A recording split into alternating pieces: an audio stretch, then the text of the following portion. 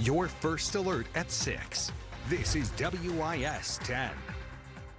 Welcome into your news at 6. WIS is your Decision 2026 station, and we are less than an hour away from the first in a series of major gubernatorial debates. We take you live to Newberry as Republican candidates vying for the state's top job prepare to make their case to voters. Our Judy Gatson is on the panel tonight asking questions. And our State House reporter Stephen Biddix is live at the Opera House now. Stephen, what are we expecting tonight? Yes, Hannah and Greg, we are here live at the Newberry Opera House, where we will have 4 candidates on stage tonight. I'll take a step out of the way so you can see what you will be watching here on WIS at 7 o'clock. You can see 4 podiums and 4 microphones for 4 candidates. Those standing there will be State Senator Josh Kimbrell, Attorney General Alan Wilson, U.S. Congressman Ralph Norman, and Congresswoman Nancy Mace. That 1-hour debate starts right here on WIS at 7 o'clock. Each candidate opens with a statement, then the questions will begin. Expect the candidates to weigh in on education, the state's rapid growth, and what sets them apart in this race. Candidates get 45 seconds to answer and 30 seconds to rebut if the moderator allows it. Debate polling used for this debate has Nancy Mace out front, with Lieutenant Governor Pamela Evette close behind, then Attorney General Alan Wilson and Congressman Ralph Norman. Those numbers do not include low-country businessman Ram Reddy, a late entry into the race. Here's what candidates have been saying on the trail up to this point.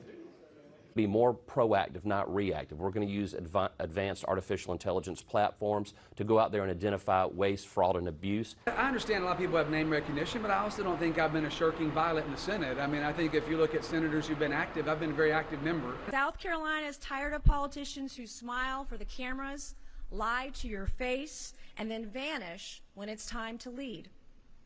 I'm not one of them. Over half of our roads are state maintained. We need less top-down bureaucratic control over roads and to give more control to the people closest to the situation. Lieutenant Governor Pamela Evette will not be at tonight's debate. Neither will low-country businessman Ram Reddy, but both have said they will be in other debates in the future. Once again, that debate starts right here live on WIS in Newberry in just under an hour at 7 o'clock. Reporting in Newberry, Stephen Biddix, WIS News 10. All right, Stephen, thank you. And again, that debate begins tonight at 7. Our Judy Gatson will be one of the panelists questioning the candidates, and you can also watch each debate right here on WIS and on all of our streaming platforms. Meanwhile, Lieutenant Governor Pamela Evette is skipping tonight's Republican gubernatorial debate. Evette citing concerns over costs for supporters and her campaign schedule. She criticized what she called a, quote, pay-to-attend format, saying campaigns would have to spend thousands for tickets just to get supporters in the room. Now, we do want to point out that there was no cost for her campaign to attend. The SCGOP is responsible for giving out tickets, and the debate is free to attend. Evette says she will take her message directly to voters, pointing to town halls and visits across all 46 counties. Time from now until June 9th to debate, and my campaign is working what fits into my schedule. I did not like the fact that there was a price tag, not associated for me going to the debate, but if my supporters, those grassroots people who put out signs and make phone calls and show up at GOP meetings, there wasn't a mechanism to get them there. Those are the people that deserve to be in an audience if you have an audience debate. Evette says she does plan to participate in other debates, including one hosted by South Carolina ETV, as the race for governor continues. On the other side of the ticket, 3 candidates vying for the Democratic nomination: upstate businessman Billy Webster, also low country attorney Mullins McLeod, and State Representative Jermaine Johnson. Well, turning now to your forecast, we are giving you the first alert to the chance of thick fog for your morning commute. Chief Meteorologist Adam Clark joining us now for more on what we can expect once that fog burns off. Adam, it'll be another warm day for us. Yeah, we are warming up into the mid-80s again tomorrow. Very similar to what we saw today. An isolated shower cannot be ruled out, just like a little 20% chance. But as we take a look at the visibility throughout the night tonight, around 4 in the morning, can see visibilities going down to 3 miles to 1 mile. And then by around 6 in the morning, we're at 0 in some locations around St. Matthews and north, also in Bishopville.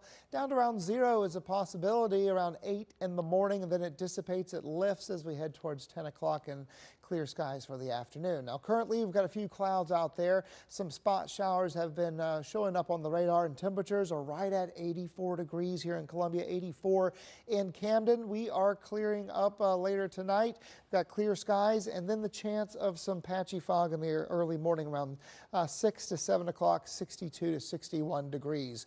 And the Easter weekend, we're tracking some showers. We'll take a look at that coming up. Open the door and get out. Face away from me, walk back. Imagine if that was you and your family, and they tell you to get out the vehicle, put your hands in the air, and leave your kids in the truck crying, and you got to back up to the sound of their voice, not knowing that every step you take could be your last step, and they can shoot and kill you. That moment where troopers held Cartrez Rush and Jasmine Scott at gunpoint as their children watched, all captured on video. And now that footage that you just saw is at the center of a federal lawsuit against the South Carolina Department of Public Safety and a state trooper. Our Derek Rush is joining us live in the studio with new details, including audio from the 911 call that started it all. Well, for nearly a year now, Cartrez Rush says he's been struggling to feel safe with his children around law enforcement and understand why, even without a confirmation of his license plate and complete compliance, troopers still held him and his wife at gunpoint. In a trailer, it's a white trailer, a black Dodge Dually. I like to stay out of it because, I mean, they're coming up by my house. I got 2 kids, and I don't want nobody messing with my youngins. A 911 call telling dispatch a dually truck with a U-Haul was seen driving with stolen dirt bikes on Highway 527 in Sumter County. Then this happens. Open the door and get out. Face away from me, walk back. Troopers with guns drawn on Cartrez Rush and his wife Jasmine Scott on the side of the highway with their daughter Caitlin, catching it all on her phone along with dash cam from the trooper's car. They were yelling with their guns drawn on us, and I started recording. I was scared on that day because I didn't know if my parents were going to be shot and killed. That's what the call came out as. So as I'm coming down 378, I see a black Dodge Dually with a U-Haul trailer matching identical description, okay? Obviously, there's no dirt, I mean, cool. There's obviously nothing in there, right? But the reason why the traffic cop is done how it is for officer safety. But the same call indicates the information was secondhand, and the caller couldn't even confirm a tag. Okay, what's the license plate on that Dodge truck? Sir, I can't get that close to it. Now the family suing for unconstitutional seizure and excessive force. And Officer Lyman makes this stop based solely on that information. No independent police work. You can't just go off of hunches or tips, especially in the days that we have today with swatting. People are losing their lives off of false calls and fake calls. After a search of the trailer, the family says the trooper acknowledged there were no stolen items, but the family says by that point, the damage was done. Damage they are still processing a year later. So this is what me and my family got to deal with every day. Every time I crank up my truck and my little boys get in, they ask me, Dad, please don't speed. Please put your seatbelt on. We don't want you to get pulled over and killed. Now, the family's attorney, Tyler Bailey, is saying their focus now includes figuring out who made the call to dispatch, saying that person, too, will be held accountable. Hannah? Thank you. And we asked the South Carolina Department of Public Safety for comment. They provided this statement saying, quote, the South Carolina Department of Public Safety has not received official notice of this lawsuit. However, we do not comment on pending litigation, end quote. A Columbia man in custody after a high-speed chase across 2 Midlands counties ended with a canine takedown. Kershaw County deputies say 36-year-old Isaac Carter led officers on a chase yesterday afternoon, reaching speeds near 100 miles an hour on I-20 and even hitting another vehicle. Investigators say the pursuit ended in a neighborhood where Carter ran off before a canine quickly tracked him down. According to deputies, he was treated for a dog bite and now faces multiple charges, including drug trafficking and failing to stop for blue lights. Two men behind bars tonight in connection with the shooting in Richland County. WIS brought you the first alert to this last week. One person was injured in the shooting at a short-term rental. Now, Sheriff Leon Lott says 18-year-old Alan Garner Jr. and 18-year-old Mario Hooks both faced multiple charges, including attempted murder. Investigators say the March 21st shooting on Gusty Lane stemmed from an ongoing dispute with the victim. The suspects waived their bond hearings today. Both are being held in the Alvinus Glen Detention Center.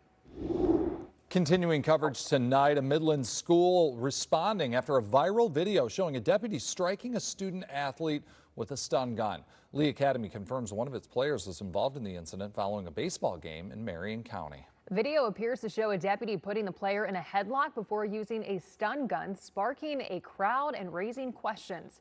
The headmaster of Lee Academy responding in part, quote, Lee Academy is aware of the viral video circulating that involves one of our student athletes. Due to the ongoing investigation, the school will not be providing further comment at this time, end quote. The South Carolina Law Enforcement Division is now investigating. Officials also confirm one person was arrested following that incident. Still ahead, a major transformation could be coming to Columbia's riverfront. What city leaders say is in the works and how neighbors are weighing in on the project.